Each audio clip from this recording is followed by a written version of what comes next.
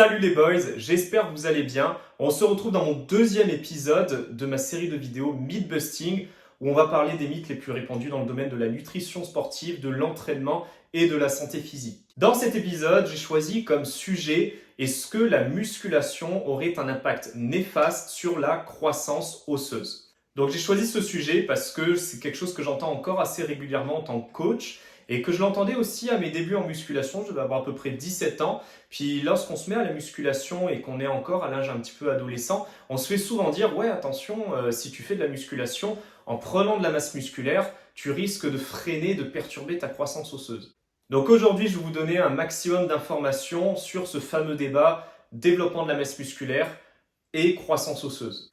Donc ce mythe est apparu un petit peu lorsqu'on constatait que finalement les gymnastes professionnels étaient particulièrement petits, eux qui pourtant font quand même un sérieux travail en résistance musculaire. Donc on a fait un espèce de lien de corrélation entre pratiquer trop d'activité physique, développer de la masse musculaire, amènerait à réduire la croissance d'un individu. Dans ce cas-là, on peut se demander, est-ce que faire du basket rendrait les gens plus grands? Est-ce que ça augmenterait la croissance osseuse? Malheureusement, il n'en est rien. En fait, ce qui se passe, c'est que les recruteurs d'une discipline sportive qui recherchent des athlètes professionnels s'attardent sur la génétique de leurs futurs athlètes parce que la génétique peut être déterminante dans une discipline, comme la taille par exemple, pour le basket ou pour d'autres sports. Et du coup, finalement, on se retrouve avec des équipes sportives où une proportionnalité d'athlètes suivant une discipline ayant une génétique semblable. Donc, comme au basket, on retrouve beaucoup plus de types d'athlètes qui ont une grande taille que d'athlètes qui ont une petite taille parce que c'est déterminant dans ce sport-là. Donc dans un premier temps, ce qu'on va faire ensemble, c'est de définir de quoi dépend la croissance osseuse d'un individu en croissance. Donc la croissance osseuse, elle se détermine par deux facteurs. Là, à la fois sa croissance en termes de taille, et à la fois aussi sa croissance en termes de densité osseuse, donc on parle de masse osseuse. La taille d'un os et donc sa croissance est surtout déterminée par son cartilage de croissance. Le cartilage de croissance se trouve principalement à l'extrémité des os longs, donc des os de vos membres, comme les jambes et les bras, fémur, humérus, radius, tibia, etc. La croissance des os en termes de taille est assurée depuis la formation des premiers os jusqu'à la fin de l'adolescence, voire début de l'âge adulte, ça dépend de la génétique de chacun. Pour ce qui est du développement de la masse osseuse, ça se forme principalement durant l'âge adolescent. Il existe une fenêtre de croissance des os en termes de taille mais aussi de densité, durant laquelle jusqu'à 36% du squelette humain est formé. Cette fenêtre de croissance pour les filles est généralement de 10 à 14 ans, puis pour les hommes, les garçons, de 12 à 16 ans. Maintenant, il y a deux facteurs principaux qui peuvent nuire vraiment à la croissance osseuse. Le premier facteur, c'est vraiment la santé interne de l'individu en croissance, qui est fortement liée à son environnement.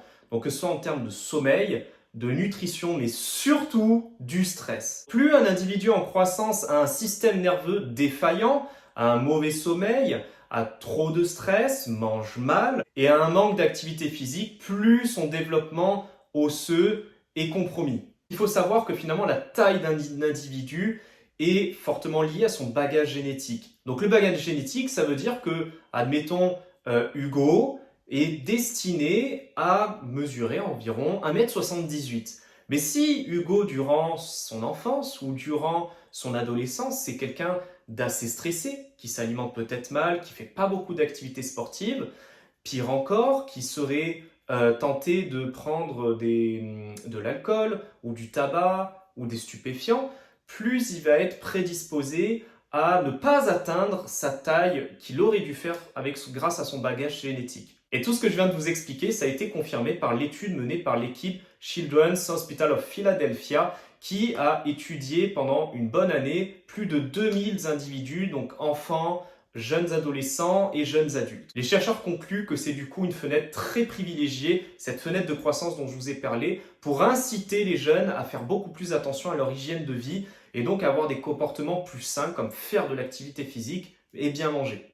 Le deuxième facteur qui peut vraiment venir altérer de manière néfaste la croissance osseuse d'un individu, ce sont les fractures osseuses. Donc souvenez-vous, je vous ai parlé du cartilage de croissance. En réalité, la fracture osseuse, si elle touche le cartilage de croissance, c'est à ce moment-là qu'on peut avoir vraiment des impacts néfastes sur la croissance de l'individu en question. Donc finalement, le seul risque encouru pour un enfant ou un adolescent lors de la pratique d'une activité physique c'est de se faire une fracture osseuse. Et c'est pourquoi dans le domaine de la musculation, il a toujours été fortement déconseillé aux jeunes en croissance d'utiliser des charges lors de leurs exercices musculaires. On va plutôt leur recommander de s'entraîner avec leur poids du corps, ce qui est beaucoup plus sécuritaire pour eux.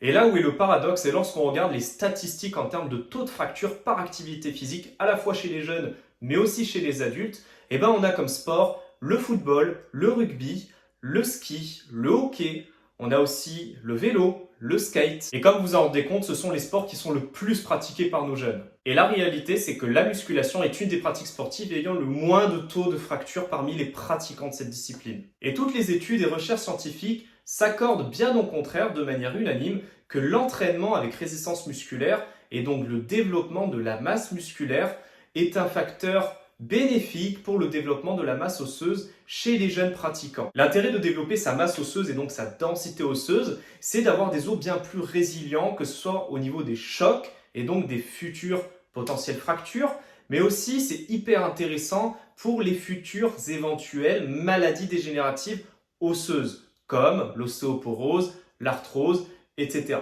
Donc en plus d'augmenter la densité osseuse, la musculation permet d'augmenter les connexions nerveuses avec les muscles, la proprioception musculaire, ce qu'on appelle aussi le mind muscle chez nos amis américains. Et plus on a de connexions nerveuses musculaires, meilleur sera le réflexe de contraction musculaire, donc la vitesse à laquelle vos muscles vont réagir en fonction de ce que le cerveau a demandé à vos muscles de faire.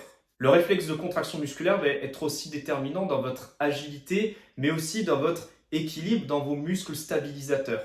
Et c'est ce qui explique l'origine du manque d'agilité généralement perçu chez les jeunes filles ou les femmes. Ce n'est pas à cause de leur sexe, de leur génétique, c'est à cause du fait qu'on ne pousse pas les filles, les femmes, à faire de l'activité physique, de l'entraînement avec résistance musculaire. Du coup, elles n'ont pas beaucoup développé leur connexion nerveuse, leur mind muscle, ce qui est à l'origine de leur manque de réflexe lorsqu'elles doivent attraper un objet, un ballon, ou lorsqu'elles doivent lancer un objet avec précision. Vous avez pu le remarquer, en proportion générale, les hommes sont plus doués que les femmes pour tout ce qui est exercice d'agilité et de précision. Si l'on étend les bienfaits de la musculation chez les jeunes, on peut citer aussi le développement de la force musculaire, de l'endurance musculaire, le développement de masse musculaire qui, elle, prévient de tout ce qui est maladie dégénérative, donc celle des os, comme j'avais parlé plus tôt, mais aussi tout ce qui est Alzheimer,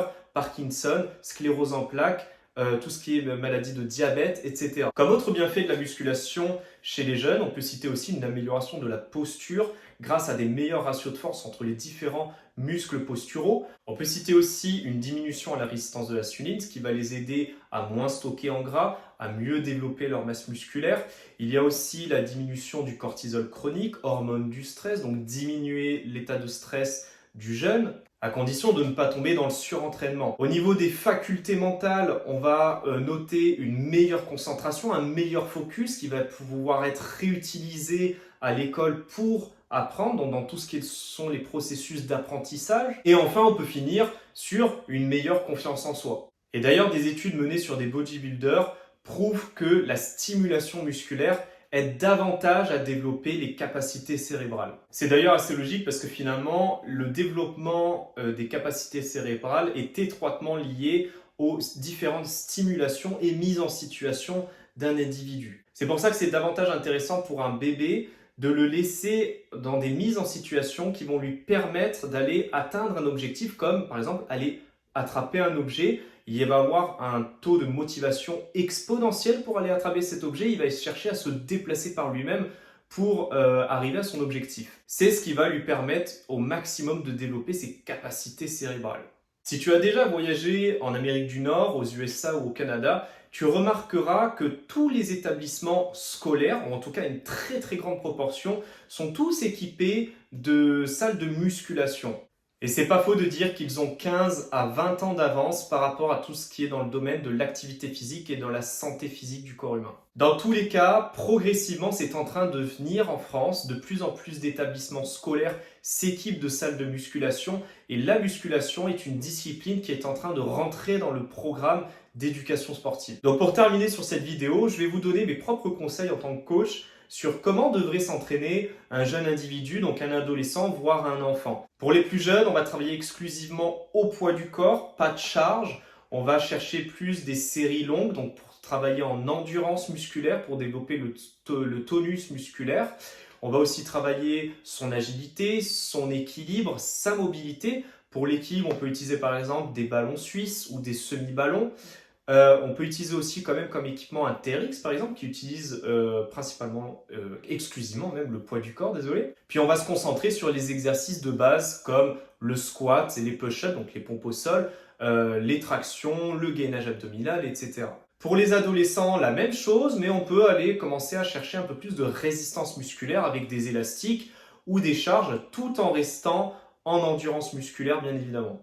Et c'est sûr que ce qui est fortement conseillé, c'est que ce soit pour les jeunes, mais aussi pour les adolescents, encadré par un professionnel. De toute manière, la plupart des clubs n'acceptent pas d'individus en dessous de 16 ans, voire 18 ans, en tout cas en France. Voilà, j'espère que cette vidéo vous a plu, j'espère avoir été assez exhaustif, vous avoir apporté un maximum d'informations, histoire de vous avoir un petit peu plus éclairé sur cette question qui était assez nébuleuse. Et on se retrouve pour un prochain épisode. Salut tout le monde, ciao!